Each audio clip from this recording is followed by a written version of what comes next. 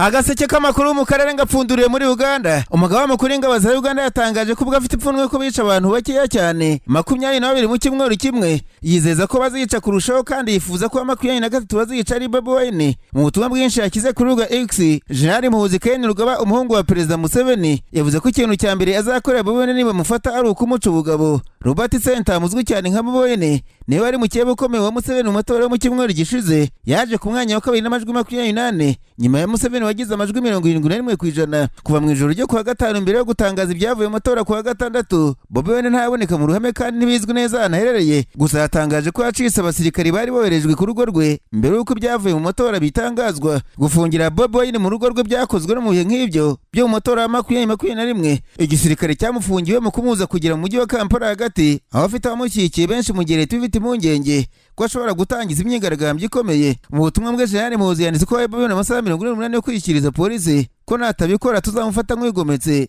cyangwa se nyeshyamba nk'uko yabyanditse. Mu kumusubiza kuri urwo rubuga Bobi Wine yagize ati wategetse igitero ku rugo rwanjye kungirira nabi, nagutsinze muri umukino wawe ndabacika. Mu kwivana mu kimwaro uvuze ko nta muntu uri kunshaka, none ubu kunegeka kwikiriza iyi polisi. Bobi Wine yongeye ko azongera kuboneka mu gihe azashakira, maze wowe na so mu nkozi icyo mushaka. Yongera ko Muhoozi na se naho bazacikira ingaruka z'ubwicanyi ku baturage ba Uganda. Mu kiganiro bahaye abanyamakuru ku wa mbere, impirimbanyi z'uburenganzira bwa muntu zo muri Kenya zavuze ko abantu 50 bishwe mu matora muri Uganda. Izi mpirimbanyi nta mibare zerekanye zihamye imibare batangaje. Izi mpirimbanyi zivuga ko abandi bantu 100 bo mu cyaka NUP rya Bobi Wine bafunzwe, abandi benshi baburiye irengero. Muhoozi ubutumwa bwasaga ari munini uribare yatangajwe n'abantu bishwe mu matora ya perezida muri Uganda. Yavuze ko bazica abantu bose yise foot soldiers bo mu cyaka NUP rya Bobi Wine kugeza muzehe Museveni avuze ibindi cyangwa se bahagaritse. Muhoozi wisanisha na Yesu Kristo ubundi akita umuhanuzi w'Imana, yavuze ko bishyaka NUP rizakurwaho rikazima muri Uganda. Ubutumwa bwateye icyo n'icyo benshi babugarutseho, abamushyigikira hamwe n'ababwamagana bavuze ko ibyo avuga bitarimo kwigengesera na guto. Si ubwa mbere Muhoozi atangaje ubutumwa butavuga rumwe ku rubuga rwa X, si n'ubwa mbere kandi asezereje kugira nabi ndetse no kwica Bobi Wine. Naho mu Burundi Perezida Evariste Ndayishimiye Burundi yongeye kugaragaza u Rwanda nk'ikibazo ku mutekano mu karere, avuga ko utatandukanye ingabo zarwo n'imitwe ya zitabara ne Muventura, yirengagiza ubufatanye bw'ingabo n'ingabo za Kongo Kinshasa n'umutwe wa FDLR urimo abasize bakoze jenoside yakorewe abatutsi mu Rwanda. Ibyo bigarutseho mu kiganiro gihe y'umunyamakuru Ariana Veras Victoria, umwe mu bazi ko ari umuzindaro w'ubutegetsi bwa Kongo Kinshasa n'abambari babo. Uyu munyamakuru wabazaga mu rurimi rw'icyongereza Ndayishimiye akamusubiza mu gifaransa. Ikiganiro kirambuye cyatambutse kuri RTNC gifite iminota 47, ariko igice kinini cy'iki kiganiro cyarimo kwibasira u Rwanda.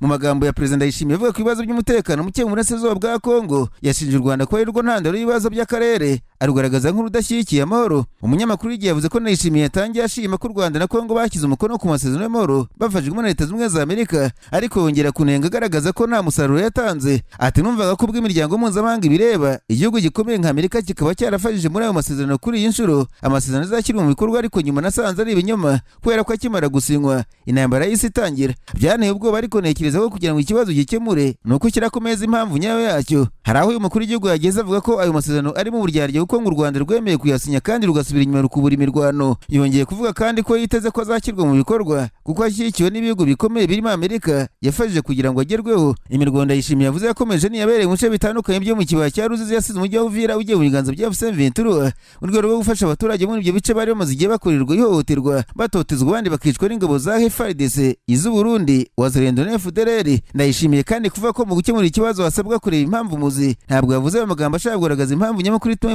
Muventura irwana, ahubwo yerekana ko ikibazo gishingiye ku Rwanda dushaka amahoro, bityo ko rwo rukwiye kubanza kumvishwa impamvu yo guhagarika imirwano. Ati cyo munangiye n'ubushake buke bw'u Rwanda, kubera ko Muventura nahuye nawe inshuro 7 yanyemereye ko ishaka amahoro, ishaka gukomeza ibiganiro by'amahoro, ariko nabonye ko hari undi ubyihishe inyuma, umwami ukomeza gushyigikira Muventura. Rero niba uwo mwami atabyemera, nta na kimwe Muventura izubahiriza. Yongeraho ati rero ntekereza ko ari umwanya wo gutuma u Rwanda rwumva neza, mu gihe u Rwanda rwaramuka rubyemeye nzi ko amahoro yaboneka muri Kongo Kinshasa. Yavuze ko mu gihe utazi impamvu y'intambara byagorana kubona igisubizo, yemeza ko bazi neza ko u Rwanda rwo rushoza intambara n'ubwo rubihakana, bityo ko bigoye kubona igisubizo kirambye. Yavuze ko igishoboka ari uko umuryango mpuzamahanga wagira icyo ukora ku guhatira u Rwanda kugera ku mahoro. Kuko Ndayishimiye asanga ibyo byakorwa mu buryo burimo no gushyiraho ingabo z'umuryango w'Abibumbye hagati y'u Rwanda na Kongo Kinshasa. Yavuze ko ku rwego rw'akarere ka Afurika y'Iburasirazuba ibyo byageragejwe ariko bitari gushoboka ko ari ibihugu bihugu bitari bifite ubwo bushake. Ndayishimiye avuga ingabo zesizorejwe muri Kongo Kinshasa zitarimo iz'u Rwanda ko zari zanzwe na perezida w'icyo gihugu. Izo ngabo zabashije guhosha intambara hagati y'ingabo za Kongo na M23.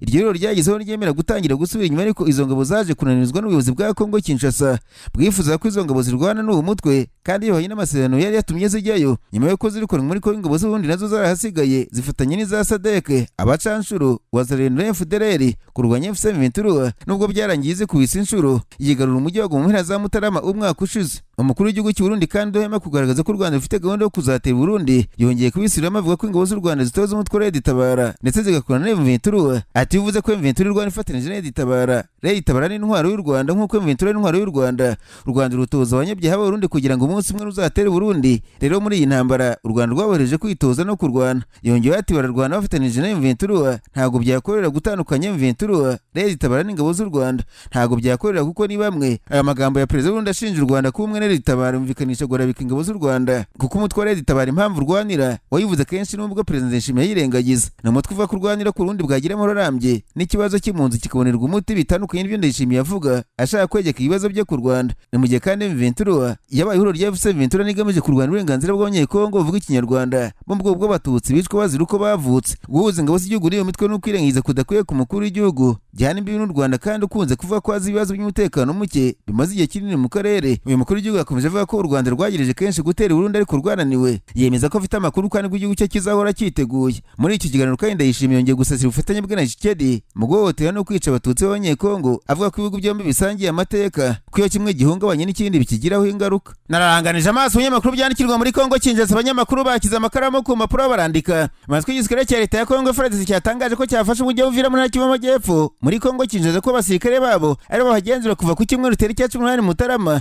Fardc yemeje mu itangazo nyuma y'uko umutwe w'M23 uvuye muri uyu mujyi kuwa gatandatu. Abarwanyi b'abakuru bakaba bavuga mu gace ka Sangi na Ruvungi mu birometero birenga gati 10 mu majyaruguru ya Uvira. Oscar barinda uvugira M23 kuwa mbere yirinze kwemera bisa abarwanyi b'M23 bavuye muri Uvira bakambitse, yavuze ko bakiri mu rugendo. Umwe mu batuye mu mujyi wa Uvira yabwiye BBC ko abantu bishimiye kongera kubona ingabo z'igihugu. Yongeraho ariko ko kuva bahageze dukomeza kumva amasasu kugeza n'uyu munsi turacyumva amasasu. Fardc yashinje abarwanyi b'M23 ivuga ko batanije n'ingabo z'u Rwanda gusenya no gusahura mbere yo kuva muri Uvira. Ibyo barinda mu kiganiro BBC yahakanye, yavuze ko ibyo bashinje M23 gusahura byose byerekanwe ko bigihari. Igisirikare cya leta cyavuze ko abaturage bagera kuri 20 bagaragaye mu bikorwa by'ubusahuzi no guhungabanya umutekano bamaze gufatwa kandi bakaba bazagiza imbere y'ubucamanza. Umuturage wo muri Uvira avuganye na BBC kuwa mbere yavuze ko habayeho gusahura ku nzu za leta, ku biro by'umujyi, ku rukiko rwa gisirikare, kuri hoteli yitwa Susana y'umuntu uzwi nka Mucepe n'ahandi. Uyu muturage utivuje gutangazwa amazina ati ubusabuzi muri uyu mujyi bwakozwe mu byiciro bibiri. Ubwa mbere M23 basabuye hafi ibintu byose mu mujyi, imodoka n'ibindi by'agaciro.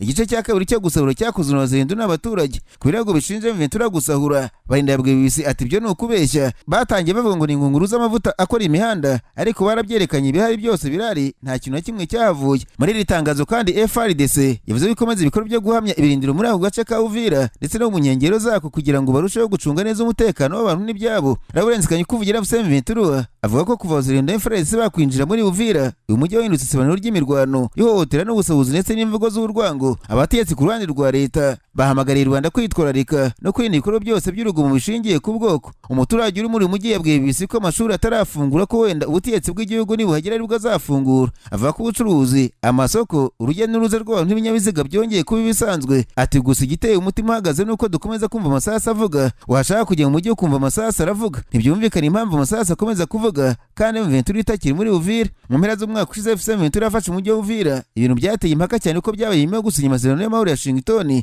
hagati ya leta y'u Rwanda na Kongo Kinshasa mu muhango wayobowe na perezida wa Amerika Donald Trump.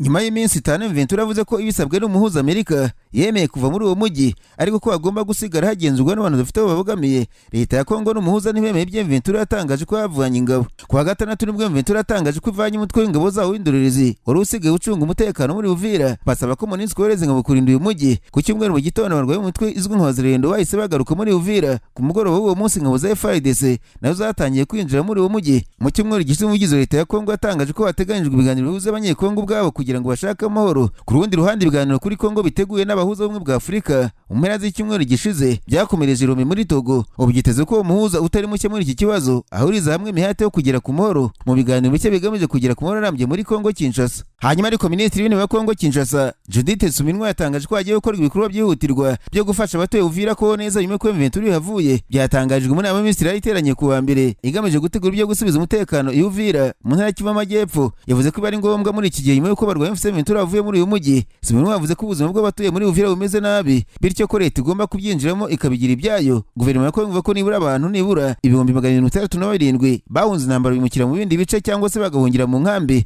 ndetse hakaba bamaze kumenyekana abana 12,000 batandukiye n'ababyeyi babo. Yavuze ko Minisiteri y'Imibereho Myiza y'Abaturage ifatanyije n'ikigo gishinzwe abinjira n'abasohoka mu gihugu bari gutegura uko abaturage bazasubira mu byabo. Icyakora guverinoma ya Kongo yagaje ko nta gahunda niyo gusubiza abaturage wabo izatangira idakoze isesengura ryimbitse ry'uko inzu zabo zimeze, bigakorwa hirindwa ko basubirayo bazagwirwa nazo, ndetse ngo bigamije no kubanza kubategurira uko bazabaho bakabona ibyo kurya, ubuvuzi n'umutekano. Minisitiri w'Intebe yashimangiye ko ku ruhande rwa guverinoma ko M23 yarahavuye bidahagije, ahubwo ko inzego za leta zigomba gutuma aho hantu hatekana mu buryo burambye. Ati ntibihagije kuva ko bahavuye, hagomba kwemezwa ko serivisi za leta zizasubiye mu kazi mu buryo bwuzuye. Ibi byashimangiwe kandi n'umuvugizi wa guverinoma ya Kongo Patrick Muyaya wavuze ko gusubira mu kazi kw'abayobozi b'intara by'umwihariko guverineri bizashingira ku ishyirwaho rya nyaryo y'urwego rukomeye rw'umutekano rucunyirwa hafi n'ingabo za Fardc na polisi y'igihugu ya Kongo. Guverinoma yashimye kandi ubwitange n'ubupfura byagaragajwe n'abaturage bo muri ako gace. Yasabye abaturage kubungabunga ubumwe hagati y'amoko n'amatsinda atandukanye no kurinda ivangura iryo ari ryose. Wazarenze isanzwe ikorana na guverinoma ya Kongo Kinshasa iherutse kugaragara mu mashusho yacicikanye ku nkoranyambaga ikora ibyo bise ubusahuzi. Bamwe bayagaragayemo bari bikoreye inzugi, ibitanda, ibiribwa n'ibindi. Ayo mashusho yatangajwe nyuma y'igihe gitoya abarwanyi binjiye muri Uvira. Bijemo ko Lawrence kuvugira M23 yatangaje ko bavuye muri Uvira mu buryo bwuzuye,